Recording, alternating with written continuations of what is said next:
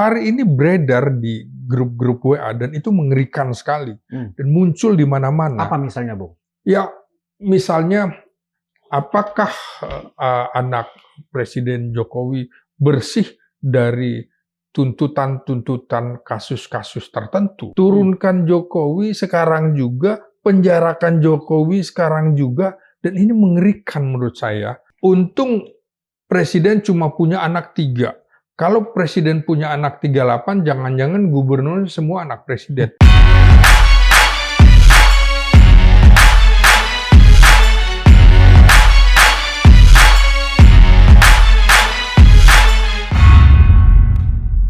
Sobat Madilog, berjumpa lagi bersama saya Budi Sumarofi yang dalam Madilog Forum Podcast.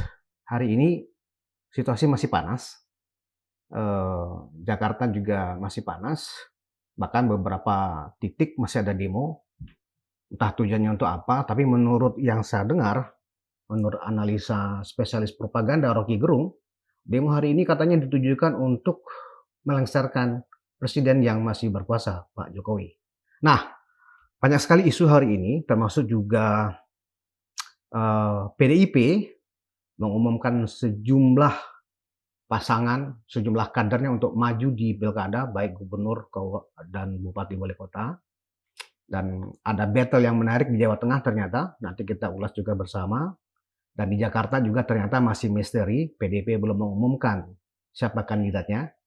Dan untuk membicarakan itu sudah ada di hadapan saya spesialis khusus untuk Madilog Forum, Bung Slamet Ginting. Siap, makasih. Dari Universitas Nasional. Siap.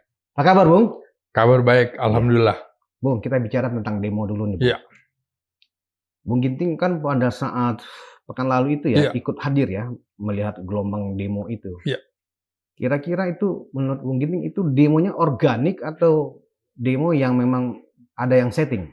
Ya, tentu ada titik temu antara yang organik dan juga antara yang ada kepentingan kepentingan politik tertentu. Tentu saja kita bisa mengawalinya dari proses pergantian secara mendadak di Golkar, dan Munas Golkar.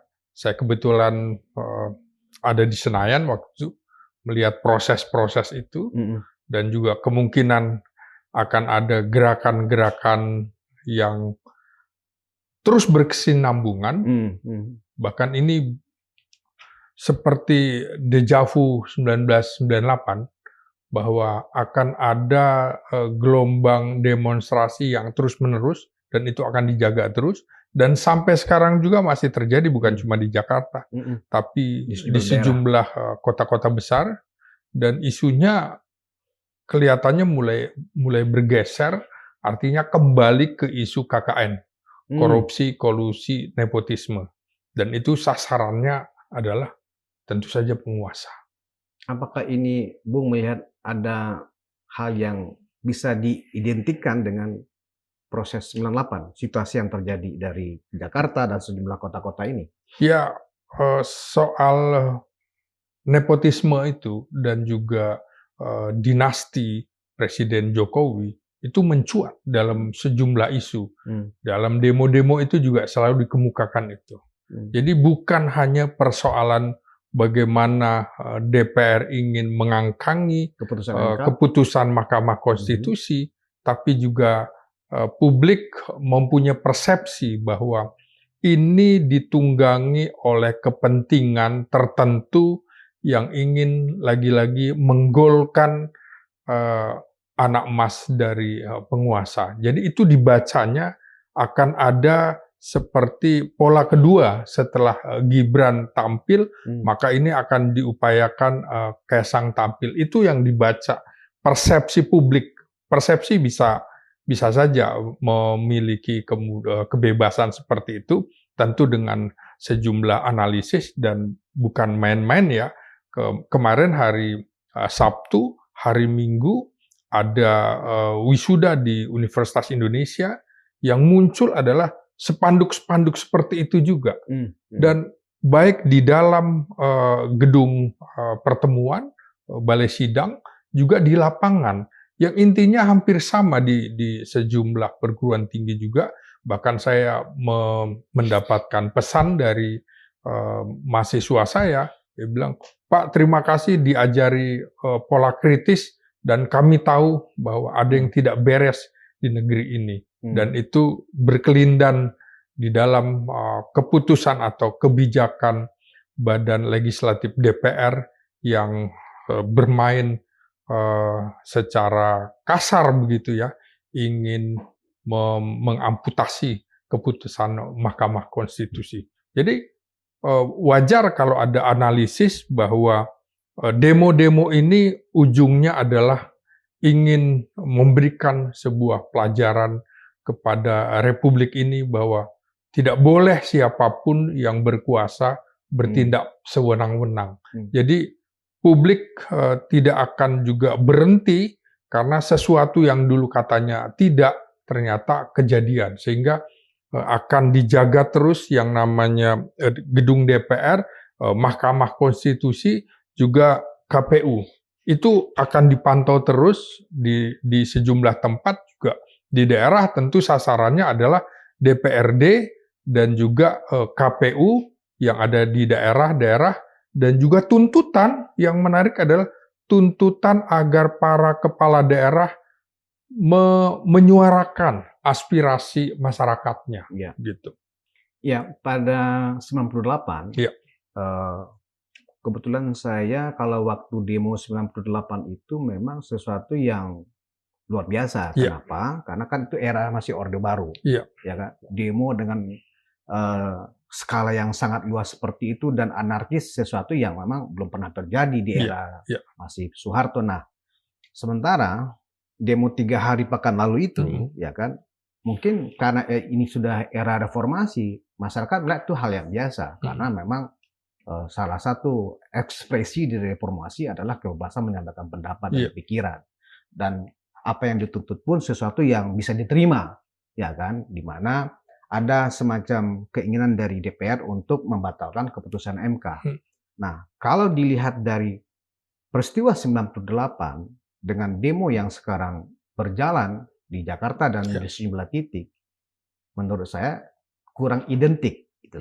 Karena memang beda tujuan, ya kan. Nah, yang menarik juga, Bu, waktu 98 tuntutannya hanya turunkan Soeharto.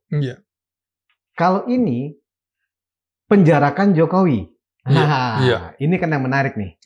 Menurut Bung, apa yang terjadi sehingga ada tuntutan sejumlah masyarakat turunkan Jokowi, padahal tinggal 2,5 bulan lagi atau 2 bulan lah, anggap begitu. Karena menurut saya dianggap Presiden Jokowi yang dulu slogannya misalnya Jokowi adalah kita, dan masyarakat percaya karena Jokowi lahir bukan sebagai anak menteng begitu ya, yang anak elit nasional, tapi dari daerah, dan juga berkali-kali mengatakan bahwa saya dari rakyat biasa, semacam anak tukang kayu begitu ya, dan anaknya katanya juga tidak akan berbisnis, tidak ikut dalam cawe-cawe dalam politik praktis gitu. Tapi itu akhirnya tidak terbukti. Semuanya dalam hari ini saja, kemudian kalau kita lihat WA, bagaimana kemudian muncul isu-isu bisnis anak-anak Presiden Jokowi. Kehidupan yang hedonistik yang ditunjukkan oleh menantunya, juga oleh anak-anaknya, bukan hanya yang janjinya katanya hanya bisnis pisang goreng atau martabak, tapi kemudian terkait dengan pengusaha atau oligarki ekonomi, dan juga simbol-simbol artis yang dianggap bahwa ini tempat pencucian uang, itu muncul hari ini, beredar di grup-grup WA, dan itu mengerikan sekali dan muncul di mana-mana. Apa misalnya, Bu? Ya, misalnya apakah anak Presiden Jokowi bersih dari tuntutan-tuntutan kasus-kasus tertentu misalnya? Tidak perlu disebutkan karena ini hukum, jadi harus ada kata dugaan-dugaan, dan itu beredar marak terus. Paling tidak dalam seharian ini muncul Kalau Anda buka di grup-grup WA, itu muncul sampai hari ini. Dan tuntutan-tuntutan itu kalau kita lihat di Indonesia Timur misalnya juga, itu kan sampai misalnya di Sulawesi Barat, DPRD-nya dikuasai, yang diomongkan adalah seperti itu. Turunkan Jokowi sekarang juga, penjarakan Jokowi sekarang juga, dan ini mengerikan menurut saya. Mengerikannya adalah bagaimana posisi aparat keamanan melihat kondisi seperti ini. Nah, kalau gagal mengendalikan peristiwa ini, tentu akan berefek pada investasi di Indonesia. Gitu. Paling tidak kalau kita lihat bacaan di media massa asing kali ini, semuanya itu sampai hari ini, Bung, menyoroti demo di Indonesia yang luar biasa dengan sasaran bergeser kepada Presiden Jokowi. Dan itu sudah dipantau ya, hampir di Australia, di Amerika, di Inggris itu berita-berita tentang Indonesia menjadi berita yang buruk secara demokrasi dalam pengertian Indonesia sedang berada di ambang pembegalan demokrasi seperti itu. Padahal Indonesia adalah negara besar, negara nomor 3 terbesar di dunia yang menganut sistem demokrasi dan indeks prestasinya sayangnya menurun di era Jokowi, lebih buruk daripada di era Presiden SBY seperti itu. Menurut Bung Ginting jalannya tersedia untuk tekanan demo masyarakat ini, jalannya tersedia untuk melengsarkan Presiden Jokowi? Saya kira itu demonstrasi itu, unjuk rasa itu dilindungi dalam konstitusi kita. Artinya mengapa ada parlemen jalanan? Karena DPR kita dianggap seperti itu tadi ya, berusaha melakukan pembegalan konstitusi melalui MK. Kalau tidak ada desakan-desakan yang luar biasa melalui ujung tombaknya lagi-lagi mahasiswa, ketika elit-elit bersuara itu tidak didengar, tapi saat mahasiswa akhirnya riuh terdengar dari Sabang sampai Merauke, itu menjadi titik tolak bahwa DPR akhirnya menyerah dalam tanda petik, tidak jadi menggolkan undang-undang pilkada. Yang undang-undang pilkada itu salah satunya adalah nepotismenya itu adalah lagi-lagi soal usia 30 tahun pada saat pendaftaran. Siapa lagi? Kita tidak perlu basa-basi lagi seperti dulu. Siapa sih yang mau maju di usia belum 40, sekarang usia belum 30, tidak ada yang mau maju itu. Semua juga sudah tahu bahwa Kaisang sudah mengurus surat itu di Pengadilan Negeri Jakarta Selatan untuk mendaftarkan mengikuti pilkada. Jadi sasaran orang itu sudah tahu, dan dalam demo-demo di sejumlah daerah yang dibakar adalah foto Presiden Jokowi dan anak-anaknya dan keluarganya. Dan ini mengerikan sekali kalau kemudian elit kita, termasuk pimpinan partai politik, tidak segera membuat sebuah keputusan yang bijak, karena ini bisa menjadi snowball yang membahayakan kehidupan kita. Jadi mekanismenya atau tahapan-tahapannya seperti apa, Bung? Kalau saya coba simak penjelasan Bung Ginting, memang jalannya tersedia untuk menjatuhkan Presiden Jokowi. Nah, tahapannya menurut Bung Ginting gimana ini? Kalau memang itu memang dimungkinkan untuk menjatuhkan Presiden Jokowi dengan aneka analisis seperti tadi, dari politik dinasti, ya kan, dari cawe-cawe, ya kan, dan seterusnya. Jalannya tahapannya seperti apa? Eskalasi demo meningkat di setiap kota, ya. Terus apalagi? Secara konstitusinya bagaimana? Bung, pada saat 98 era Orde Baru itu memang kita cuma punya 3 partai politik, ya, dan ditambah dengan fraksi-fraksi termasuk fraksi ABRI, utusan golongan dan lain-lain. Nah, sekarang di DPR itu jelaskan bahwa akhirnya mereka balik badan semua. Padahal waktu itu yang ingin hadir, yang ingin kemudian menggolkan undang-undang itu artinya mengamputasi, mentorpedo keputusan MK itu hampir semua partai politik, ya, kecuali PDI Perjuangan. Tapi begitu dukungan massa luar biasa, maka semua balik badan. Artinya berpotensi semua partai politik balik badan untuk melawan yang disuarakan oleh teman-teman mahasiswa. Itu jalannya, jalan konstitusi. Itu tahapannya ya? Iya, tahapannya seperti Artinya itu. sejumlah partai yang saat ini di Kim Plus balik badan. Iya. Yang lain apa? Tahapan berikutnya apa? Iya, kita bisa lihat indikasinya bahwa semua ini dirancang, publik sudah membaca bahwa yang menjadi tokoh utama, aktor utama di dalam rapat untuk mengamputasi itu kan adalah Sufmi Dasko Ahmad dari Gerindra. Tapi keesokan harinya juga Sufmi Dasko Ahmad juga kemudian membatalkan. Artinya ada tekanan-tekanan yang luar biasa, dan bagaimana kita lihat simpul-simpul atau sel-sel unjuk rasa, sel-sel massa yang muncul di peristiwa 98 muncul kembali, Bung. Dan itu misalnya bagaimana PDIP pada saat peristiwa dari 27 Juli 1996 itu menjadi partai yang dizolimi, dan sekarang juga dia menjadi partai yang lagi-lagi dizolimi, bertemu dengan sejumlah tokoh-tokoh elit-elit di daerah yang menjadi calon pemimpin nasional tapi dihambat. Ini kan juga menjadi masalah. Jadi bagaimana potensi-potensi orang dibabat. Kita tahu sekali bahwa isu tentang threshold 20% itu kan sudah digugat lama. Dan berkali-kali itu digugat ke Mahkamah Konstitusi. Tapi kemarin itu tiba-tiba muncul bahwa itu disahkan, artinya MK berkali-kali membatalkan, tapi kali ini mengesahkan. Jadi artinya juga di dalam Mahkamah Konstitusi juga ada konflik yang luar biasa.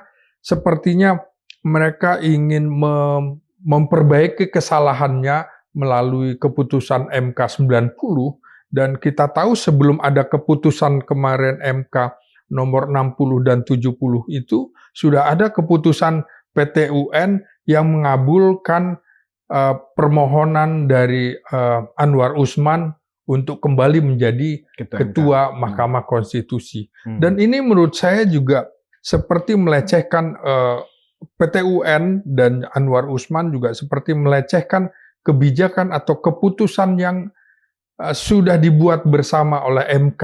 Sehingga kemudian ini juga membuat barangkali Mahkamah Konstitusi, para hakimnya, hakim konstitusi marah gitu ya.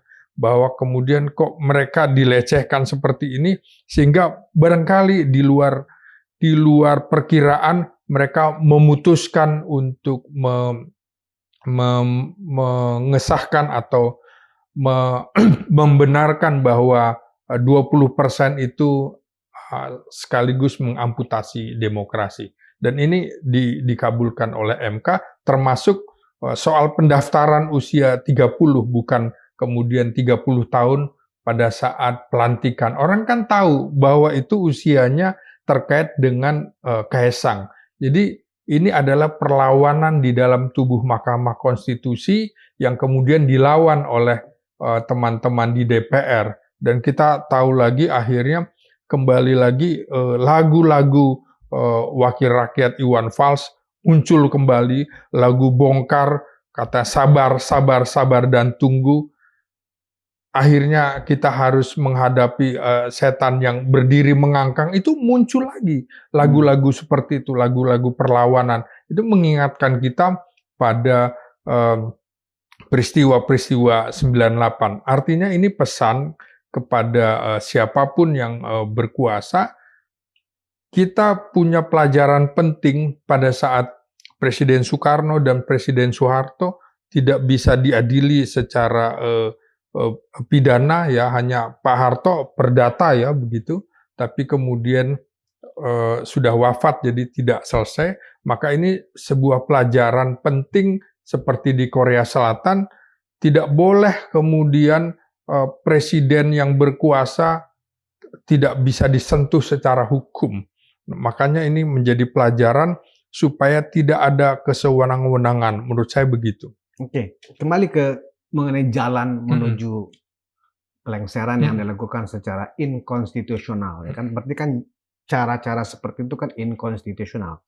Kalau Yang kita mana yang inkonstitusional? kalau misalnya dilengserkan di tengah jalan lewat demo, ya kan gitu. Nah, pada peristiwa 98, ya kan, memang eskalasi demo itu luar biasa, bahkan penjarahan, ya kan di mana-mana. Dan saya saksi hidup itu melihat di mana-mana penjarahan. Kita, ya kan?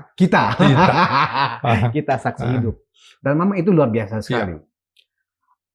Bahkan Jakarta pada hari pertama penjarahan itu tanpa satupun terlihat aparat keamanan, ya kan. Nah, sementara saat ini ruang untuk demo itu memang disediakan karena memang aturannya seperti itu, ya kan. Nah, jadi kalau misalnya kita melihat dan mencoba membandingkan antara lengsernya Soeharto pada peristiwa 98 dengan keinginan ya, sejumlah pihak ingin melengserkan Presiden Jokowi ya di akhir kekuasaannya lewat demo-demo, prasyarat-prasyaratnya sepertinya agak sulit untuk mencapai ke sana. Nah, bagaimana sikap, apakah Bung melihat sikap masyarakat yang selama ini mendukung Jokowi? Anggaplah kalau kita mengacu pada data Pilpres saja, ya kan?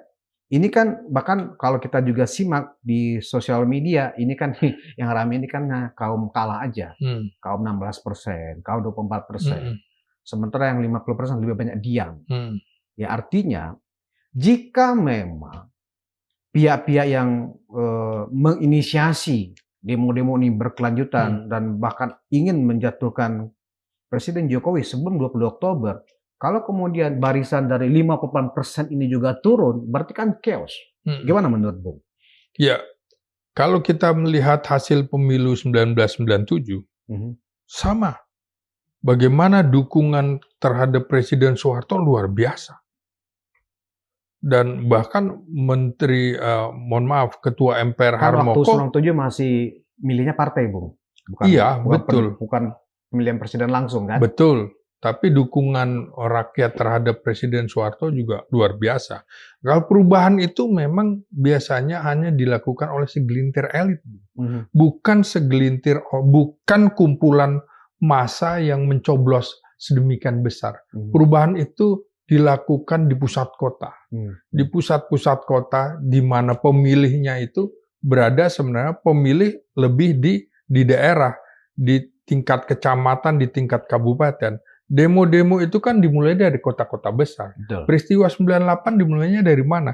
Dari kota Medan, kota Solo, masuk Jakarta, pecah. Seperti itu. Dan kalau kita melihat DPR masih main-main, menurut saya ini justru akan mempercepat bisul ini akan jadi pecah gitu. Main-main maksudnya gimana, Bu? Dalam pengertian, apakah kemudian, ini kan orang juga masih menunggu nih, peristiwa tanggal 27, 28, 29. Ya. Maka publik menurut saya juga akan terus menunggu nih sampai tanggal 29. Jangan sampai kemudian ada permainan-permainan dadakan-dadakan itu. Permainan dadakan kan terjadi ketika kemarin menjelang Pilpres seperti itu. Dadakan-dadakan.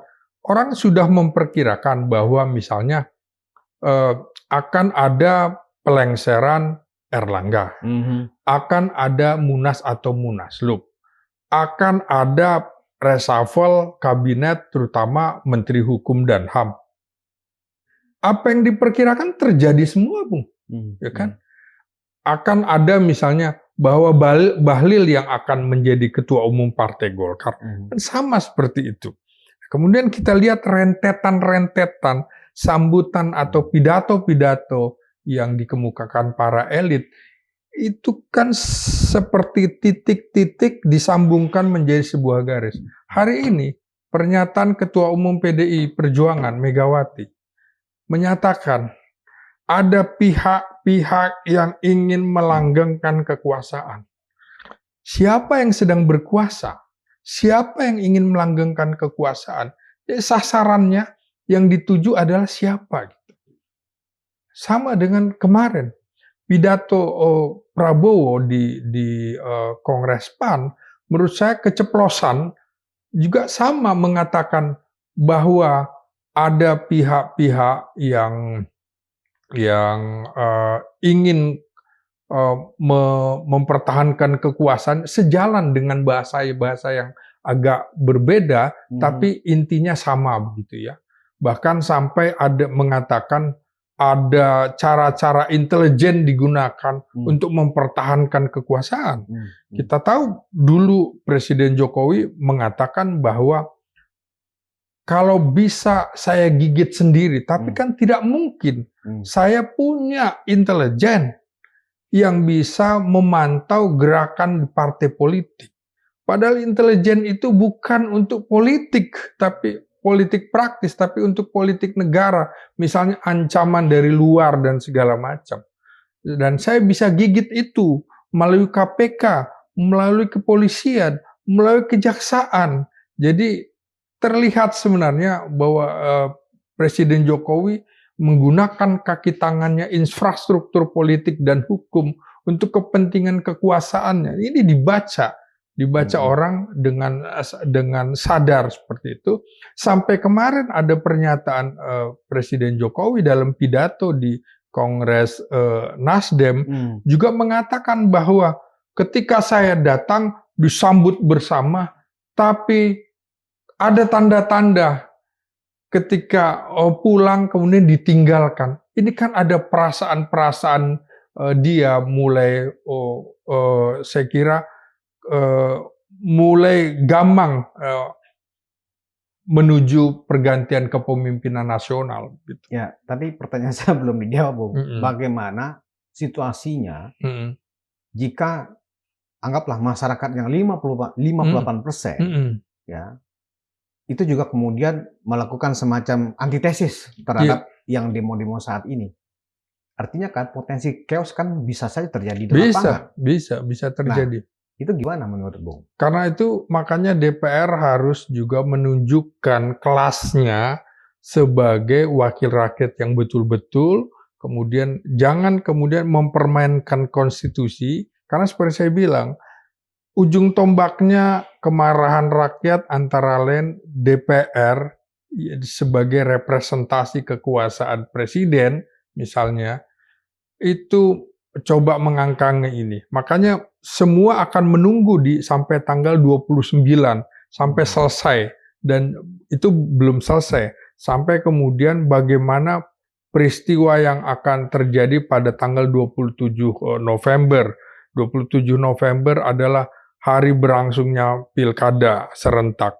Makanya ini harus dijaga semuanya. Aparat keamanan harus betul-betul dia menjaga netralitas. Nah kan persoalannya adalah ada kemarahan rakyat terhadap pihak aparat keamanan misalnya.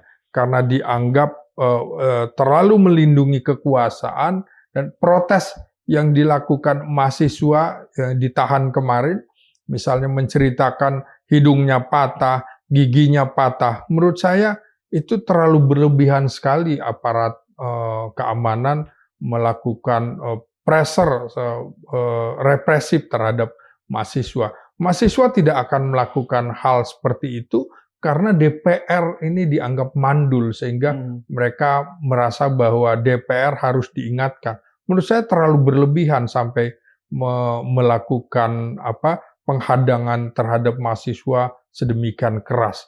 Jadi ini justru akan menyulut api bahwa peristiwa-peristiwa 98 bisa saja terjadi kalau DPR tidak bijak, aparat keamanan tidak bijak, termasuk Mahkamah Konstitusi dan juga KPU. Kita pahami bersama kemarin DPR akhirnya melakukan rapat dipercepat dari semula Senin menjadi hari Minggu. Sesuatu yang tidak biasa rapat dilakukan hari Minggu. Itu artinya apa? Indonesia memang dalam kondisi darurat demokrasi. dan DPR tidak boleh bermain-main.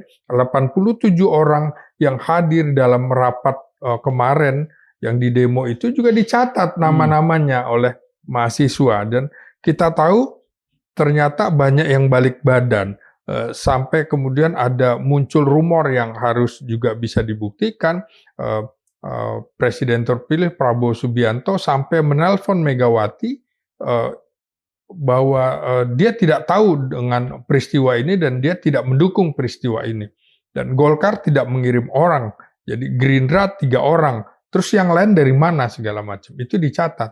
Kalau PDIP jelas dia tidak mendukung pelaksanaan mengesahkan undang-undang pilkada, karena masih ada celah yang memungkinkan presiden mengeluarkan perpu mengganti undang-undang itu supaya ini bisa dilakukan untuk memuluskan misalnya Kaisang untuk tampil dalam pilkada, dan juga ini kan menggergaji peluang partai politik di mana koalisi gemuk, koalisi obesitas itu terkesan menjolimi beberapa partai, terutama PDI Perjuangan tidak bisa mencalonkan figurnya. Jadi ini ada titik temu menurut saya antara kepentingan partai politik, kepentingan oposisi, dan kepentingan ini juga menurut saya orang yang belajar tentang demokrasi tentu akan melihat bahwa ini pembangunan politik di kita ini sudah semraut dan ini harus dibenahi. Menurut Bung Ginting, upaya pelengseran Pak Jokowi yang hanya tinggal 1,5 bulan ini possible apa impossible? Ya, dalam politik kan tidak ada yang mustahil, Bung.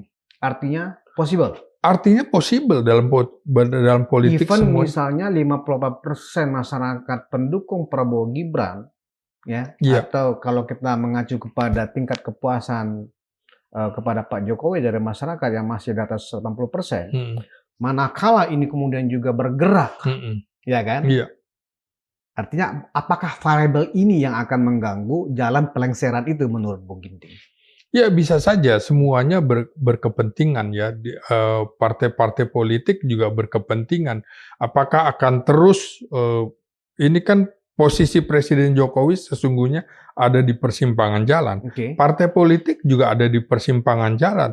Kalau Anda salah dalam menentukan posisi, Anda akan menjadi sasaran, seperti itu. Maka dulu Golkar juga berbalik badan, PDIP apalagi, gitu kan. Nah, apakah kemudian tidak mungkin partai-partai yang sebelumnya mendukung Jokowi akan berbalik badan? Sangat mungkin. Bisa lihat dari konstelasi tidak mendukung untuk mengesahkan atau untuk melawan Mahkamah Konstitusi di revisi Undang-Undang Pilkada itu. Jadi semuanya sangat mungkin. Jadi tidak ada hal yang mustahil di dalam politik. Oke, kalau kita coba ikutin alur berpikirnya Bung Ginting, berarti possible. Tidak ada yang tidak mungkin dalam politik, ya kan? Karena ini Jokowi Ma'ruf ini kan dipilih secara satu paket ya, ya kan? Nah, kalau yang disasar oleh, anggaplah para demonstran ini di seluruh kota, anggap begitu ya. Bagaimana? Apakah satu paketnya memang harus diganti dan siapa penggantinya? Itu gimana? Oh, tidak, tentu saja kalau presiden mangkat atau berhalangan tetap, maka wakil presiden secara otomatis dalam konstitusi kita dia akan menggantikan, walaupun tinggal 1 hari atau tinggal 3 jam sekalipun. Walaupun dipilih secara langsung mereka ini. Iya, begitu. Nah, itulah. Jadi tidak bisa disebut ini kesalahan kolektif presiden dan wakil presiden. Tidak bisa. Tidak bisa. Dan praktis kan wakil presiden juga seperti ban serep yang tidak difungsikan sama sekali. Dan kita bisa lihat dari hasil muktamar PKB di Bali, itu kan juga ada konflik yang luar biasa nampak. PKB yang baru saja selesai muktamar meminta wakil presiden untuk menjadi ketua Dewan Suronya. Dewan Suro memiliki kepentingan yang luar biasa, di mana Presiden Jokowi tidak mau hadir di dalam muktamar, tapi kemudian digantikan oleh wakil presiden, dan wakil presiden menerima tawaran menjadi ketua Dewan Syuro. Menurut saya juga sebuah keinginan perlawanan dari PKB supaya tidak diacak-acak. Hari ini kan beredar kabar juga akan ada muktamar PKB tandingan. Ya. Jadi polanya kok hampir sama Di era 10 tahun kepemimpinan Presiden Jokowi, hampir semua akan ada tandingan-tandingan. Munas tandingan, ada Golkar, dualisme Golkar. Ada pembegalan, upaya pembegalan Partai Demokrat. Dan juga sejumlah partai termasuk Hanura terbelah dan lain-lain. Dan ini menjadi indikasi bahwa ini menjelang lengsernya Presiden Jokowi, ini ada kegelisahan. Menurut saya, dalam bahasa lugas, akan ada yang seperti cacing kepanasan pada saat 20 Oktober ada pergantian presiden baru. Oke, artinya ini kan sudah jalan menuju revolusi ya kan? Iya. Artinya ketidaksabaran publik menunggu 1,5 bulan pun rasanya kalau dilihat dari penjelasan Bung Ginting rasanya sudah tak tertahankan, ya kan? Dengan mengabaikan 58% itu tadi. Iya. Dalam revolusi, Bung, kita tahu teorinya salah satunya adalah adanya dukungan militer. Iya. Gimana menurut Bung? Ya, Posisi memang, militer saat ini. Ya, di Indonesia juga dalam pergantian kepemimpinan nasional melalui cara-cara yang tidak biasa, itu juga pasti melibatkan kekuatan militer. Bagaimana mungkin Presiden Soekarno bisa digulingkan kalau tanpa ada dukungan militer? Militer mendukung rakyat pada saat itu karena memang dianggap ada peristiwa 65 yang membuat militer harus marah. Sama dengan peristiwa penggulingan atau pelengseran Pak Harto juga begitu. Padahal kalau militer pada saat itu masih kuat sekali, tapi kan militer lebih melihat bahwa demi kepentingan rakyat, bukan demi kepentingan presiden. Presiden boleh berganti, tapi rakyat tidak tergantikan. TNI itu lahir dari rakyat, dan itu adalah produk rakyat, bertanggung jawab kepada rakyat. Saya kira juga sama, pada saat Gus Dur lengser digantikan oleh Megawati, kan juga jelas, posisi militer pada saat itu tidak suka dengan Gus Dur ya, karena kita bisa lihat apel siaga di Monas itu kan juga artinya tidak mendukung cara-cara Gus Dur yang dianggap mengintervensi sejumlah kebijakan-kebijakan dalam pergantian kepemimpinan militer begitu. Nah, kalau kita lihat komposisi militer khususnya, ya, yang semua orang tahu bahwa itu adalah loyalis Presiden Jokowi semua, iya kan? Dari panglimanya, kepala stafnya, sampai ke level Pangkostrat misalnya. Bagaimana mungkin rencana revolusi ini bisa begitu saja berjalan mulus kalau militer turun tangan? Karena dianggap ini cara-cara inkonstitusional. Bung, bagaimana penjelasannya? Pada saat Presiden Soeharto lengser, yang menjadi Panglima ABRI adalah Wiranto, mantan ajudannya. Kepala Staf Angkatan Darat adalah Jenderal Subagio HS, yang juga bekas pengawal pribadi Presiden Soeharto. Dan juga Pangdam Jayanya adalah Mayor Jenderal Safri Samsudin, yang juga pengawal pribadi Presiden Soeharto pas Pampres, dan juga Panglima Kostrat adalah Letnan Jenderal Prabowo Subianto yang merupakan menantu Presiden Soeharto. Itu juga tidak bisa apa-apa ketika massa menginginkan perubahan yang luar biasa. Ketimbang misalnya harus terjadi revolusi yang berdarah-darah, akhirnya mereka juga merasa bahwa posisinya adalah harus demi rakyat. Dan Presiden Soeharto waktu itu juga tidak melakukan perlawanan dalam pengertian kalau dia mau bertahan bisa saja bisa saja dengan dukungan militer itu, tapi Pak Harto juga sama dengan Presiden Soeharto, dengan Presiden Soekarno, dua-duanya tidak mau terjadi benturan antara bangsa sendiri, lebih baik lengser. Menurut saya itu akan dikembalikan lagi kepada pimpinan militer yang saat ini juga kebanyakan adalah bekas lingkaran Presiden Jokowi. Saya kira mereka akan menunjukkan profesionalismenya bahwa dia lahir dari rakyat dan terutama tentara pejuang, tentara profesional dan tentara rakyat. Sebagai tentara nasional, sikapnya harus seperti itu. Dan kalau presiden salah, saya kira mereka tidak akan sungkan-sungkan mengatakan no sir kepada presiden kalau presiden bersalah. Artinya tidak selalu membenarkan apa kebijakan presiden yang salah harus dibenarkan. Apakah isu-isu atau rumor tentang nepotisme atau politik dinasti itu mereka abaikan?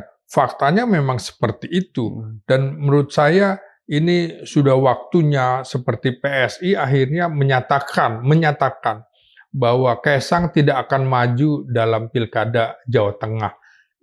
Itu kan harus juga tetap ditunggu. Publik tetap harus menunggu sampai akhir. Apakah kemudian betul-betul anak presiden tidak akan maju? Bagaimana dengan menantu presiden juga di Sumatera Utara? Ini kan juga simbol-simbol. Hari ini apa sih yang beredar, gambar yang paling menarik adalah untung presiden cuma punya anak 3.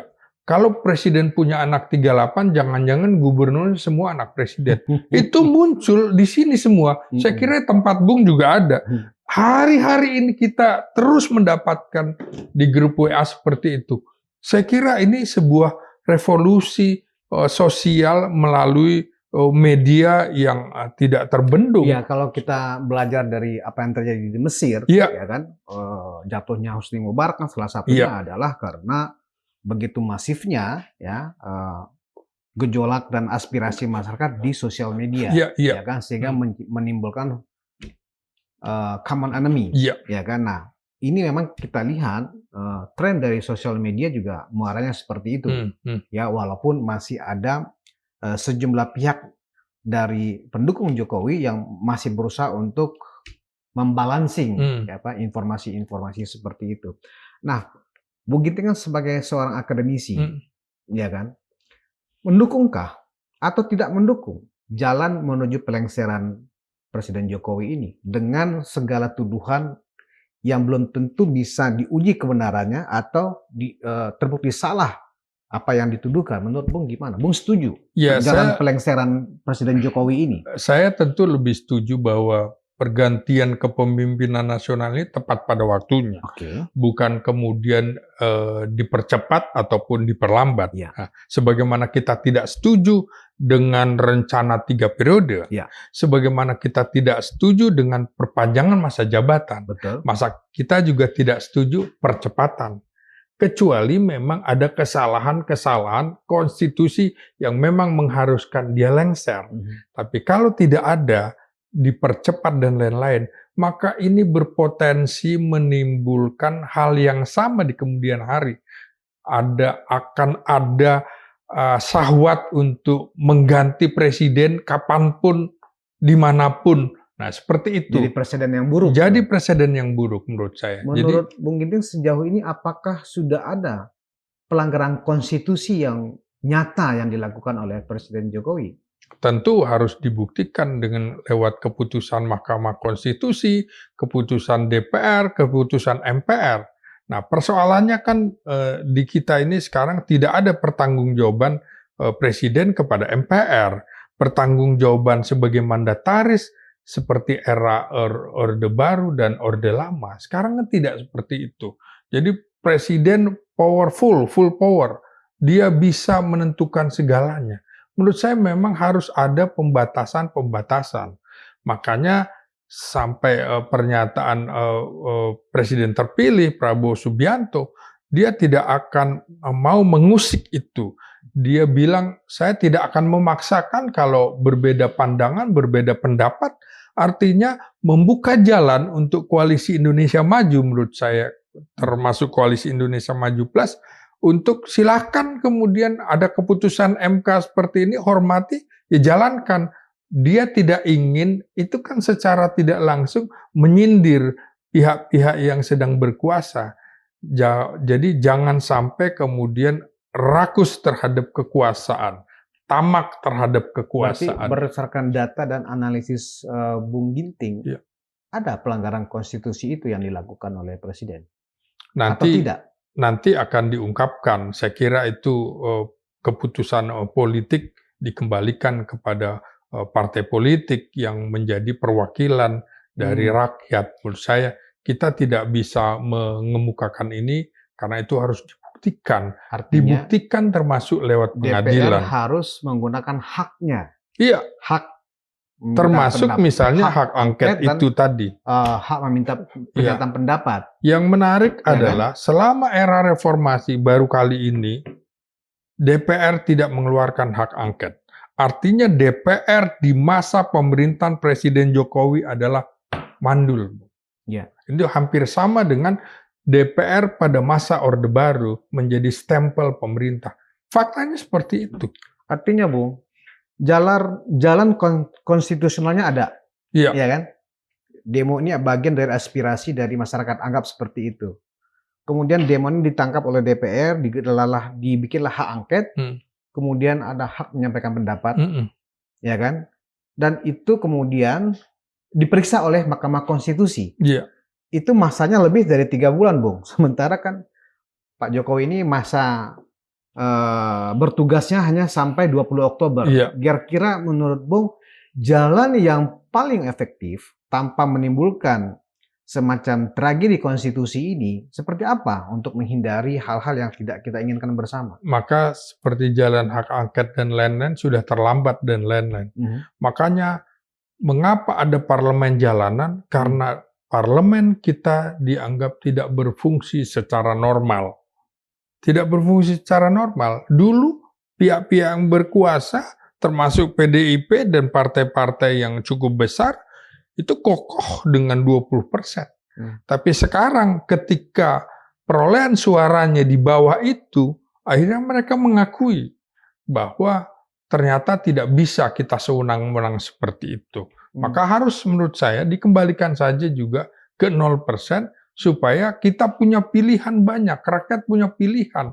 Semua yang punya potensi memilih hak untuk menjadi pemimpin daerah, pemimpin nasional. Jadi menurut saya kembali lagi bahwa di masa yang tinggal beberapa kurang dari bulan lagi, DPR ini kan 1 Oktober ini Bung ya, 1 Oktober. Ya dia harus menunjukkan kalau MK saja bisa, maka DPR juga harus bisa. Misalnya kemudian bisa nggak, berani nggak mengkritik atau mengingatkan presiden, mengingatkan keluarga presiden dalam kondisi ekonomi yang sedang parah, dan hidup hedon dengan flexing yang luar biasa membuat rakyat marah, Bung. Betul. Sampai sekarang itu. Tapi kalau kita lihat komposisi di parlemen saat ini, ya berkaca dari periode DPR yang sekarang yang akan berakhir 1 Oktober, akan ada pelantikan anggota DPR RI yang baru. Mayoritas kan sekarang dikuasain oleh partai pendukung pemerintah. Iya kan? Bagaimana mungkin hak angket kah, hak interpelasi kah, hak menyampaikan pendapat kah, itu bisa digelar ketika mayoritas parlemen itu adalah partai pendukung pemerintah. Artinya secara konstitusional, ya kan, ada handicap yang nggak mudah untuk diterobos. Kalau hanya mengandalkan demo yang sifatnya di jalanan seperti itu, ya yang terjadi nanti adalah respon sebaliknya dari masa pendukung Presiden Jokowi atau masa pendukung Presiden terpilih Prabowo. Nah, jalan tengahnya menurut Bung apa ini sebenarnya? Ini kalau demo terus-terusan menjadi besar, saya kira yang Cooling down seperti apa yang harus dilakukan? Yang saya kira yang paling terganggu adalah Presiden terpilih. Karena dia kemudian harus mewarisi pekerjaan-pekerjaan lama presiden yang dianggap buruk oleh rakyat, buruk oleh aksi demonstrasi itu.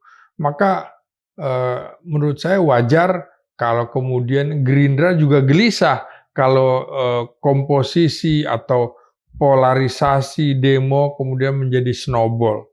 Ya, tentu harapan kita semua adalah pemerintah di waktu yang terakhir ini harus jangan membuat blunder-blunder sebuah kebijakan atau kebijakan-kebijakan politiknya jangan kemudian menyakiti rakyat. Sama dengan bagaimana peringatan yang dilakukan oleh Prabowo Subianto dalam pidato-pidato yang luar biasa itu di Kongres PAN, itu juga kan sebenarnya sambil menunjukkan bahwa dia tidak ingin ada gesekan dengan pendukung Jokowi. Dia mengatakan jangan membenturkan Prabowo dengan Jokowi. Tapi di sisi lain, di awal pidatonya kan dia mengatakan bahwa ada pihak-pihak yang cara berkuasanya seperti itu. Kita tahu pada pemilu Pilpres 2019 juga pernyataan-pernyataan Prabowo juga sangat keras sekali gitu. Dan sudah lama kita tidak lihat atau tidak mendengar pidatonya yang luar biasa. Dan saya kira ini masih terbawa pengaruh antara dia sebagai ketua umum Partai Golkar, tapi di sisi lain juga dia sebagai menteri.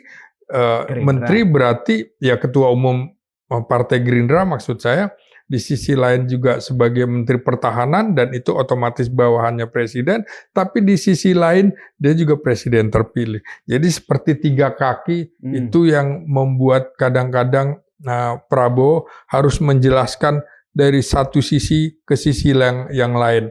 Tapi setidak-tidaknya pidato-pidato yang dikemukakan oleh Surya Paloh, pidato yang dikemukakan oleh Prabowo dan Megawati serta Jokowi, semuanya kalau kita lihat dari satu titik ke titik lain itu menjadi sebuah garis yang intinya sama, bicara tentang kekuasaan.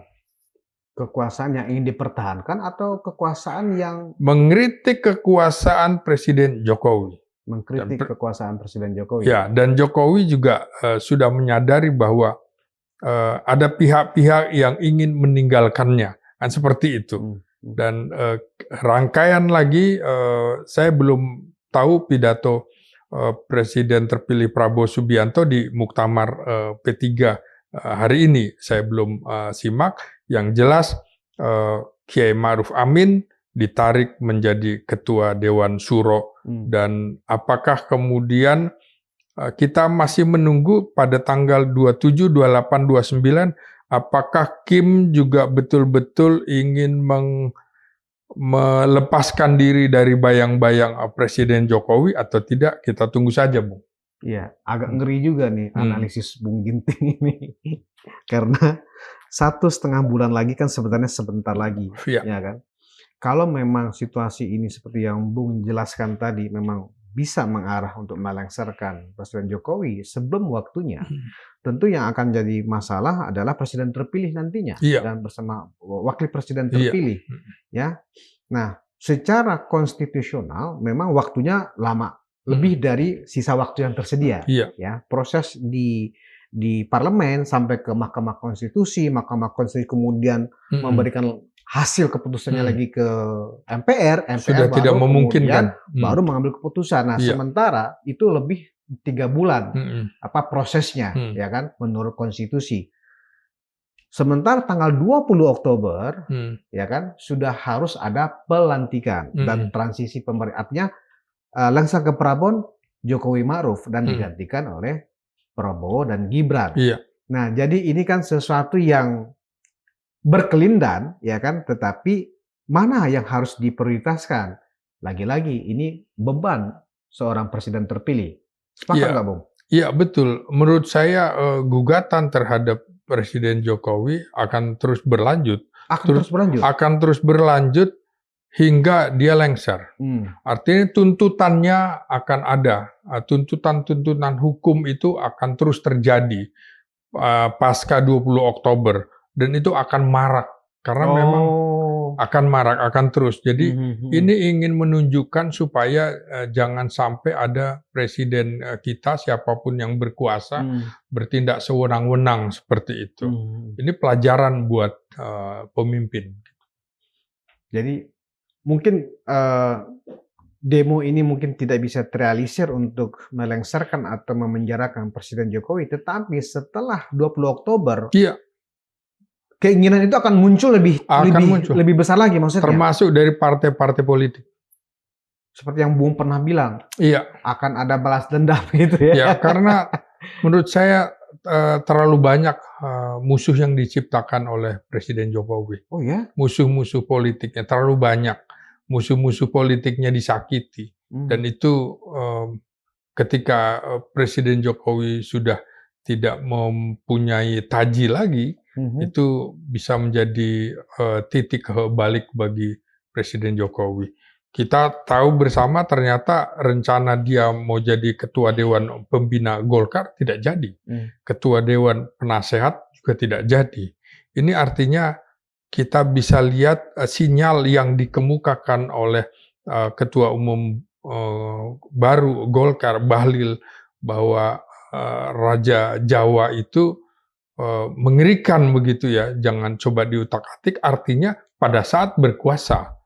Jadi ini kan ingin mengatakan dia sebagai orang Indonesia Timur yang egaliter, tidak cocok dengan gaya kepemimpinan feodalistik itu. Intinya sebenarnya mengkritik gaya feodalistik. Bahlil saja sudah berani bilang seperti itu. Jadi ada indikasi Golkar siap kemudian melompat kepada perahu baru, mengikuti nakoda kapal yang baru. Jadi mereka juga saya kira sudah mempersiapkan skoci apabila Presiden Jokowi lengser. Jadi gaya politik Golkar memang selalu harus dekat dengan kekuasaan. Gitu. Baik, Bung Ginting, memang kalau kita lihat jangan sampai apapun peristiwa politik yang terjadi hari ini dan beberapa pekan atau bulan ke depan itu mengganggu Indonesia secara perekonomian, ya kan? Karena apapun situasi yang ada sekarang relatif masih lebih baik, pertumbuhan ekonomi kita masih 5,01%, ya kan? Rupiah juga sekarang sudah kembali menguat terhadap dolar Amerika. Jadi memang apa yang diingatkan oleh Presiden terpilih Prabowo bahwa dia mencurigai ada kekuatan asing yang bermain di belakang ini, dan tujuannya hanyalah untuk membuat Indonesia dengan cita-cita menjadi negara maju ya tidak akan terlaksana, ya kan? Nah, hal-hal ini memang nggak sederhana dan perlu pengkajian lebih dalam. Nah, karena itu saya pikir kayak Bung Ginting sebagai akademisi memang punya tugas untuk mencerahkan masyarakat. Kira-kira begitu, Bung Ginting. Waktu kita sudah hampir 1 jam, ya kan? Dan semoga apa yang kita perbincangkan ini ya tidak terjadi, karena kalau toh terjadi sudah 3 kali sejarah kita turun presiden dengan cara tidak sesuai jadwal, ya kan? Sobat Mandilog, demikian perbincangan saya dengan Bung Slamet Ginting, dan masing-masing kita tentu punya persepsi dan perspektif apa yang terjadi hari ini dan besok. Demikian perbincangan ini dan kita ketemu di episode berikutnya. Terbentur, terbentur, terbentur, terbentuk.